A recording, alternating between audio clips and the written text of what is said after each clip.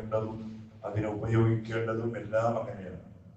അതല്ലാതെ അള്ളാഹു പൊരുത്തപ്പെടാത്ത അനാവശ്യങ്ങളിലായി നമ്മുടെ സമ്പത്ത് നാം ചെലവഴിച്ചാൽ, ഞാൻ പറഞ്ഞതുപോലെ ആയുസിനെ കുറിച്ച് അള്ളാഹു ചോദിക്കുന്നത് പോലെ നമ്മുടെ സമ്പത്തിനെ കുറിച്ചും അള്ളാഹു താല ചോദിക്കും.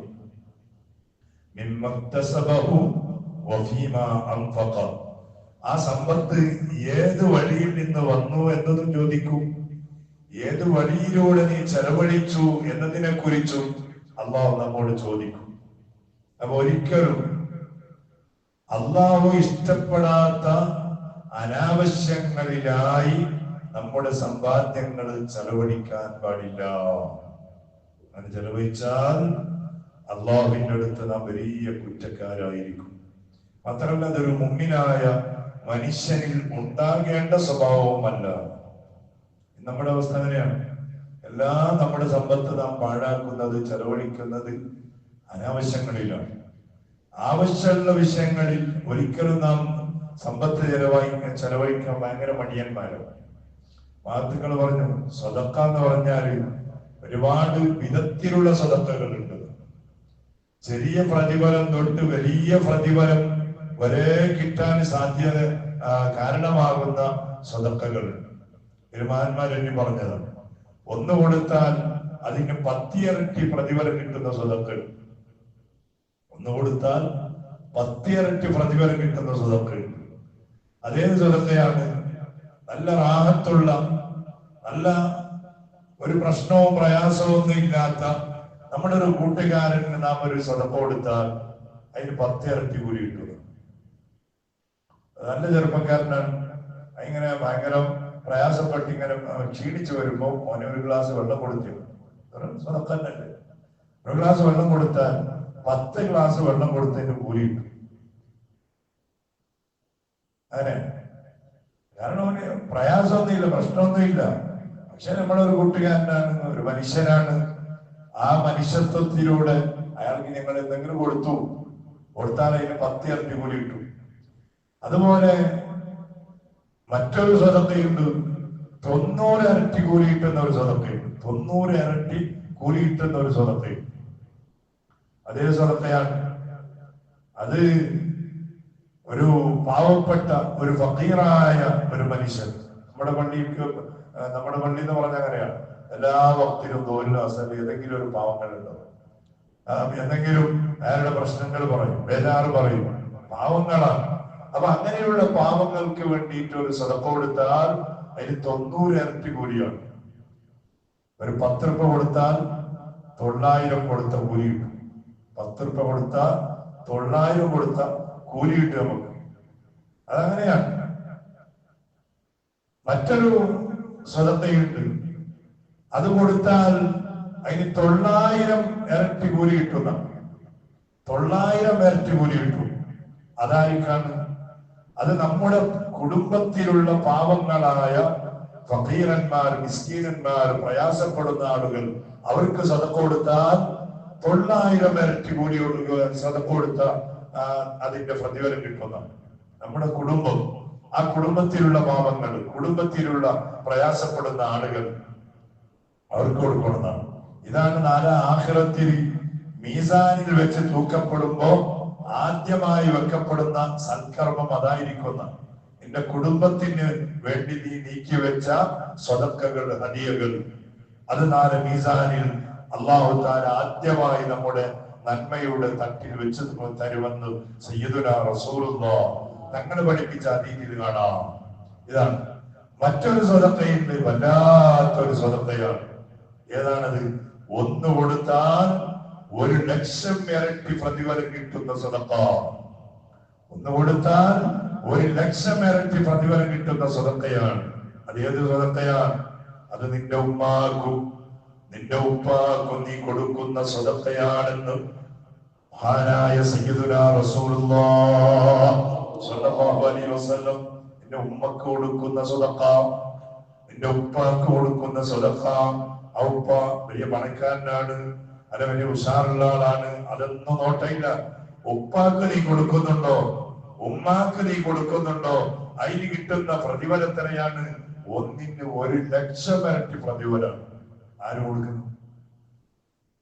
ആര് കൊടുക്കുന്നു? ഈ പറഞ്ഞ ഒരു രൂപത്തിലുള്ള വഴിയിൽ നമ്മുടെ സമ്പത്ത് ചെലവഴിക്കുന്നവനാരാ? കൊടുക്കും. എന്തിന്? നാട്ടിലേതെങ്കിലും ക്യാബറ ഡാൻസ് ഉണ്ടാ, പാട്ടിന്റെ പരിപാടി ഉണ്ടാ, അല്ലെങ്കിൽ വേറെ എന്തെങ്കിലും അനാവശ്യങ്ങളായി ഒരുപാട് ആളുകളെ സുഖിപ്പിക്കുന്ന പരിപാടി ഉണ്ടാ, നമ്മുടെ പത്രത്തിൽ പേര് വരുന്നുണ്ടാ, ന്യൂസിൽ ചാനലിൽ എന്റെ പേര് വരുന്നുണ്ടാ, അപ്പൊ എപ്പ കൊടുക്കും? ഇഷ്ടം പോലെ. കുടുംബത്തിലുള്ള പാവങ്ങളെ തിരിഞ്ഞു നോക്കാൻ ആളില്ല. സ്വന്തം ഉപ്പാന് സ്വന്തം ഉമ്മാനെ സന്തോഷിപ്പിക്കാൻ ഇന്ന് മക്കള് തയ്യാറല്ല അല്ലേ? പ്രായമുള്ള സമയത്ത് സുബ്ഹാന ജല്ല ജലാലു എന്തെങ്കിലും കൊടുത്താല്, ഉപ്പാക്ക് ഉമ്മാക്ക് എന്തെങ്കിലും ചെലവ് കൊടുക്കാൻ തുടങ്ങിയാല് പിന്നെ ആ ഉപ്പ ഉമ്മാനെ കാണി നമ്മ എങ്ങനെ കാണുന്നറിയോ? നമ്മളെ പണിക്കാരെ പോലെയാണ്. നമ്മളെ പണിക്കാരെ പോലെയാണ് നമ്മള് ഉമ്മാനെ ഉപ്പാനെ പിന്നെ നമ്മൾ കാണുന്നത്. എന്തെങ്കിലും എന്തെങ്കിലും കൊടുത്താല്, നമ്മ എന്ത് കൊടുത്താലും അതൊന്നുമല്ല. ഉമ്മാക്ക് വേണ്ടി ഉപ്പാക്ക് വേണ്ടി എത്ര കൊടുത്താലും അവരുടെ പണ്ടത്തെ ആ ഒരു ദിവസത്തിന്റെ അധ്വാനത്തിന് വരൂല. അതാണ്. പക്ഷെ എന്ത് കൊടുക്കാൻ ആളില്ല. കൊടുത്താലോ പിന്നെ ഉപ്പ പണിക്കാരന് മോനെ മദ്രസ കൊണ്ടുവരണോ, അവരവരുടെ ഇഷ്ടപ്രകാരം കൊണ്ടുവരലും കൊണ്ടുപോകലും അത് വേറെയാണ്. അത് പുള്ളിമാരോടുള്ള മഹബത്ത് കൊണ്ട് ഉപ്പാപ്പമാർ ചെയ്യുന്ന സേവനാണ്. അങ്ങനെയല്ല. മറ്റേ വാട്ടർ ഉണ്ട്, അടുത്ത് കൊണ്ടുവരണോ, അവനെ വിളിച്ചവരണോ, ഉമ്മാക്കൊരു പണി ഉപ്പാക്കൊരു പണി. എന്താ കാരണം? ചെലവ് കൊടുക്കുന്നത്. ഉപ്പാക്ക് ചെലവ് കൊടുക്കുന്നതിന്റെ പേരിൽ ഉമ്മാനെയും കാണുന്നത് ആ രൂപത്തിന് പണിക്കാരെ പോലെ, അടിമകളെ പോലെ. അന്ന കാലം ഒരാൾക്ക് അതിനും സമയമില്ല. ഉമ്മാനെ വയസ്സാവുമ്പോ ഏതെങ്കിലും കൊണ്ടുപോയിട്ട് ഏതെങ്കിലും സ്ഥാപനത്തിൽ ഏതെങ്കിലും കേന്ദ്രങ്ങളിൽ കൊണ്ടുപോയി വിട്ടുവരുന്ന ഒരവസ്ഥയാണ്. എന്താ കാരണം? സമ്പത്തുണ്ട്. ആ സമ്പത്ത് നല്ല രൂപത്തിൽ ചെലവഴിക്കാൻ തൗഫീഖില്ല, ബാക്കിയില്ല എന്നതാണ്. അതേ സമയത്തോ എത്രയോ അനാവശ്യങ്ങളിൽ അള്ളാഹു വരുത്തപ്പെടാത്ത വഴിയിലൂടെ സമ്പത്ത് ചെലവഴിക്കാൻ ആളുകൾ ഇന്ന് തയ്യാറുള്ള കാലമാണ്. അള്ളാഹു കാക്കുമാറാകട്ടെ. പറഞ്ഞു വന്നത് ഇപ്പൊ നമ്മുടെ സമ്പത്തിനെ കുറിച്ച് ചോദ്യം. ആ സമ്പത്തും അള്ളാഹു പൊരുത്തപ്പെടുന്ന രൂപത്തിൽ ചെലവഴിക്കാൻ നമുക്ക് തൗഫീഖ് കിട്ടിയാൽ, അനാവശ്യങ്ങളിൽ നിന്നിട്ട് നമ്മുടെ സമ്പാദ്യങ്ങള് ദൂരീകരിക്കാൻ നമുക്ക് ഭാഗ്യം കിട്ടിയാൽ, അതാണ് ഏറ്റവും വലിയ തൗഫീഖ്. അള്ളാഹു തൗഫീഖ് ചെയ്യുമാറാകട്ടെ. ഇൻഷാ അല്ലാഹ് വെള്ളിയാഴ്ച രാത്രിയാണ്. ധാരാളം സ്വലാത്ത് കൊണ്ട് നമ്മുടെ സമ്പത്ത് പങ്കിക്കുക, അതുപോലെ നല്ല നല്ല ദീനിന്റെ കാര്യങ്ങൾക്ക് വേണ്ടി ചെലവഴിക്കാനുള്ള ഒരുപാട് അവസരങ്ങൾ മാഷാ അല്ലാഹ് നമ്മുടെ മുന്നിലുണ്ട്. അല്ലാഹു തആല നമുക്ക് തൗഫീഖ് ചെയ്യുമാറാകട്ടെ. നമ്മുടെ നാട്ടിലൊരു ഉമ്മ മരിച്ചു കിടക്കുകയാണ്. മറിയം എന്ന പേരുള്ള ഉമ്മ. ഒരുപാട് പ്രായമായി. പടച്ചോനെ ആ ഉമ്മാക്ക് നീ സ്വർഗം നൽകണേ അല്ലാഹ്. ആ ഉമ്മാന്റെ പ്രിയപ്പെട്ട മകൻ പരിശുദ്ധ റമദാനിന്റെ 29ാമത്തെ ദിവസം നമ്മുടെ അബ്ദുള്ളച്ചൻ, പടച്ചോനെ യാ അല്ലാഹ് നീ സ്വർഗം നൽകണേ അല്ലാഹ്. അദ്ദേഹത്തിന്റെ അബ്ദുള്ളച്ചാന്റെ കാക്ക നമ്മുടെ പള്ളിയോട് തൊട്ടു മുൻപുണ്ടായിരുന്നു KP അബ്ദുള്ളച്ചൻ മരിച്ചുപോയി. അല്ലാഹുവേ സ്വർഗം നൽകണേ അല്ലാഹ്. പടച്ചോനെ യാ അല്ലാഹ് അങ്ങനെ നമ്മുടെ കുടുംബത്തിൽ ഞങ്ങളുമായി പരിചയമുള്ളവരിലും ഇല്ലാത്തവരിലും ഒരുപാട് ആണുങ്ങൾ, പെണ്ണുങ്ങൾ, ചെറിയവർ, വലിയവർ, പണ്ഡിതന്മാർ, സാദാത്യങ്ങൾ പലരും മരിച്ചുപോയി. അവർക്കെല്ലാം പടച്ചോനെ നീ സ്വർഗം നൽകണേ അല്ലാഹ്. ആരോഗ്യമുള്ള സമയത്ത് അവരുടെ സമ്പത്തിന്റെ ഒരു ഭാഗം പള്ളിക്ക് വേണ്ടി നീക്കിവെച്ചവരായിരുന്നു, പള്ളിയെ സഹായിച്ചവരായിരുന്നു. പടച്ചോനെ ജീവിതകാലത്ത് എന്തൊക്കെ സദഖകൾ, ഹദിയകൾ പള്ളിക്ക് വേണ്ടി, പാവങ്ങൾക്ക് വേണ്ടി അവർ കൊടുത്തോ, അതിന്റെ ബറക്കത്ത് കൊണ്ട് പടച്ചോനെ ഖിയാമത്ത് നാൾ വരെയുള്ള അവരുടെ ഖബറിൽ നീ വലിയ സന്തോഷവും സമാധാനവും റാഹത്തും നിലനിർത്തണേ അല്ലാഹ്. റബ്ബേ നമുക്കും പാവങ്ങളെ സഹായിക്കാൻ, കുടുംബങ്ങളെ സഹായിക്കാൻ, നിന്റെ ദീനിനെ സഹായിക്കാൻ ആഗ്രഹമുണ്ട് റബ്ബേ. കയ്യിൽ സമ്പത്തില്ലാത്ത കുറവേ ഉള്ളൂ യാ അല്ലാഹ്. ഹലാലായ രൂപത്തിലൂടെ നിന്നെ മറന്ന് കളയാത്ത രൂപത്തിലുള്ള സമ്പത്തുകൾ നമുക്കും നമ്മുടെ കയ്യിലും നീ ഏൽപ്പിച്ചു തരണേ അല്ലാഹ്. ഒരുപാട് കടങ്ങളുണ്ട്, ബാധ്യതകളുണ്ട് പടച്ചോനെ. തീരാത്ത കൊല്ലങ്ങൾ അധ്വാനിച്ചാലും തീരാത്ത കടങ്ങളും പ്രയാസങ്ങളും ഇടപാടുകളും ബാക്കിയുണ്ട് പടച്ചോനെ. നീ സഹായിക്കണേ റബ്ബേ. നിന്റെ വിശാലമായ ഖസനാവ് ഞങ്ങൾക്ക് നീ തുറന്നു തരണേ അല്ലാഹ്. നീ തുറന്നു തരണേ റബ്ബേ. ഞങ്ങളെ നീ കൈവിടല്ലേ അല്ലാഹ്. ഒരുപാട് ആളുകൾ പല പ്രയാസങ്ങൾ പറഞ്ഞത് ആ വസിയത്ത് ചെയ്തവരാ. എല്ലാവരുടെ ബുദ്ധിമുട്ടും ബേജാറും നീ പരിഹരിക്കണേ റഹ്മാനെ. ഗൾഫിലും മറ്റും അധ്വാനിക്കുന്ന കുടുംബങ്ങൾ, നാട്ടുകാർ, സ്നേഹിതന്മാർ, പല രാജ്യങ്ങളിൽ അധ്വാനിക്കുന്നവർ, അവരുടെ എല്ലാ ബിസിനസ്സിലും ചെയ്യുന്ന ജോലിയിലും അവർ ഓടിക്കുന്ന വാഹനങ്ങളിലും അവരുടെ എല്ലാ കർമ്മങ്ങളിലും നീ വലിയ ബറക്കത്ത് നൽകണേ അല്ലാഹ്. ഞങ്ങൾക്കും നീ ബറക്കത്ത് നൽകണേ റബ്ബേ.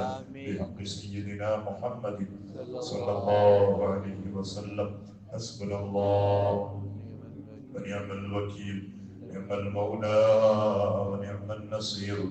حسبنا الله ونعم الوكيل نعم المولى ونعم النصير. حسبنا الله ونعم الوكيل نعم المولى ونعم النصير. صلى الله على محمد صلى الله عليه وسلم. صلى الله على محمد صلى الله عليه وسلم. صلى الله على محمد صلى الله عليه وسلم.